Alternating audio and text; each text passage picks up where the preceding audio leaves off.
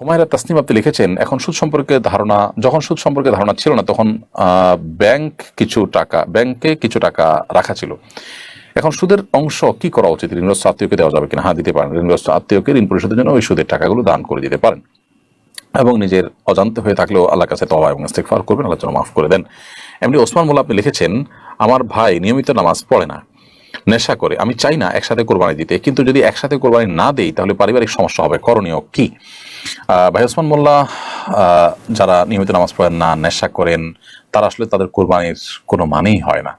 এটা লুঙ্গি খুলে পাগড়ি পরার মতো। অতএব এ সমস্ত মানুষের সাথে যৌথভাবে কোরবানি না দিয়ে নিজে বরং একাই কোরবানি দেওয়া উচিত, অথবা মুত্তাকি পরহেজগারদের সাথে কোরবানি দেওয়া উচিত। সাইফুদ্দিন আপনি লিখেছেন, একটি পাবলিক বিশ্ববিদ্যালয়ে শিক্ষকের বিরুদ্ধে তার স্ত্রী সংবাদ সম্মেলন করে অভিযোগ করেছেন তার শিক্ষক স্বামী তাকে নিয়মিত নির্যাতন করে এবং যৌতুক দাবি করে। এই বিষয়ে আপনার মন্তব্য কামনা করছি। দেখুন, পাবলিক বিশ্ববিদ্যালয়ের শিক্ষক এর বিরুদ্ধে এ ধরনের অভিযোগ যেমন উঠেছে, এই ধরনের অভিযোগ আরো বিভিন্ন পেশার মানুষদের বিরুদ্ধেও কিন্তু উঠতে পারে। তো এরকম পরিস্থিতি আমাদের সমাজে যে হচ্ছে সেটি দুঃখজনক। আল্লাহ তাআলা কোরআনে কারিমে আমাদেরকে নির্দেশ করেছেন, পুরুষদেরকে আশিরুহুন্না বিল মারুফ, তোমরা তোমাদের স্ত্রীগণের সাথে সুন্দর এবং যথাযথভাবে তোমাদের দিনাতিপাত করো এবং সংসার করো, অতএব তাদের প্রতি কোনো অবিচার করা জায়েজ না। ঠিক একইভাবে স্ত্রীগণও স্বামীর প্রতি কোনোভাবে যদি অনাচার এবং অবিচার করেন, আজকাল অনেক ঘরে ঘরে স্বামীদেরকে নানা ফাঁদে ফেলে তাদেরকে নানা রকম টর্চার করা হয়ে থাকে, তাদেরকে দুর্বল করার চেষ্টা করা হয়ে থাকে, সেগুলো কিন্তু অনুচিত এবং হারাম কাজ। একজন মুসলমান তিনি বিশ্বাস করবেন যে তার প্রত্যেকটা কর্মকাণ্ডের জন্য আল্লাহর সামনে তাকে দাঁড়াতে হবে, এই ধরনের হারাম কাজ থেকে বেঁচে থাকার চেষ্টা করতে হবে। জুলুম সর্বাবস্থায় অন্ধকার হয়ে আসবে কিয়ামতের ময়দানে। নবী সাল্লাল্লাহু আলাইহি ওয়াসাল্লাম বলেছেন, আয-যুলমু যুলুমাতুন ইয়াউমাল কিয়ামা, দুনিয়ার জুলুম কিয়ামতের ময়দানে বহুমুখী অন্ধকার হয়ে আমাদের সামনে কিন্তু আবির্ভূত হবে।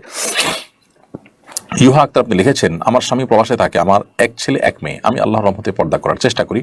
আমার মেয়েকে মাদ্রাসায় নিতে এবং বাসায় নিতে হয়, সেজন্য আমি কি ইজি বাইক চালাতে পারবো? ইজি বাইক চালালে আপনার প্রাইভেসি এবং পর্দা পরিপূর্ণ মেনটেন করা খুবই কঠিন, আমি যতটুকু জানি, কারণ প্রচন্ড বাতাসের মধ্যে ইজি বাইক আপনি চালাতে হবে, সেটা খোলামেলা থাকবে। তো এই পরিস্থিতিতে ইজি বাইক না চালিয়ে বিকল্প কোনো পথ আপনার খুঁজে নেওয়া উচিত। একজন নারী তার পর্দা, তার প্রাইভেসি, তার ব্যক্তিত্ব, এগুলোকে বিসর্জন দিতে পারে না কোনো অবস্থাতেই, সেই বিষয়টা আমাদের মাথায় রাখা দরকার। জি নুরুজ্জামান গাজী আপনি লিখেছেন, আমরা সারাদিন কাজের ভেতর কোন আমল করবো দয়া করে জানাবেন। কাজের ফাঁকে ফাঁকে আমরা যে কোনো তাসবিহ পড়তে পারি, সুবহানাল্লাহ, আলহামদুলিল্লাহ, আল্লাহু আকবার, সুবহানাল্লাহ ওয়া বিহামদিহি, সুবহানাল্লাহিল আযীম। বিশেষ করে জিলহজের প্রথম দশক চলছে, এখন আমরা বিশেষ করে পড়বো আল্লাহু আকবার, আল্লাহু আকবার, লা ইলাহা ইল্লাল্লাহ, আল্লাহু আকবার, আল্লাহু আকবার, ওয়া লিল্লাহিল হামদ। এর বাইরে মনে মনে আল্লাহর কথা স্মরণ করলাম, আল্লাহর সাথে কথা বললাম, দোয়া করলাম, এগুলো সবগুলো কিন্তু জিকিরের মধ্যে শামিল হবে ইনশাআল্লাহ তাআলা। টিএইচ তারেক আপনি লিখেছেন, আমি অনেক চেষ্টা করেও মাস্টারবেশন থেকে বের হতে পারছি না, পরামর্শ দিবাজিত করবেন। আল্লাহ তাআলা আপনাকে সাহায্য করুন এই হারাম কাজ থেকে বেরিয়ে আসার। এটার জন্য নির্জনতাকে আপনি অ্যাভয়েড করবেন এবং যথাসম্ভব তাড়াতাড়ি বিবাহ করবেন। বিবাহের পর স্ত্রী থেকে খুব বেশি দিন বাইরে থাকবেন না এবং যে সমস্ত ভিডিও, যে সমস্ত ছবি, যে সমস্ত লেখা যোখা আপনাকে এই হারাম কাজ করতে বাধ্য করে বা সেই পথে নিয়ে যায়, সেগুলোর পথ বন্ধ করে দিবেন। এটি হলো সবচেয়ে কার্যকর উপায়।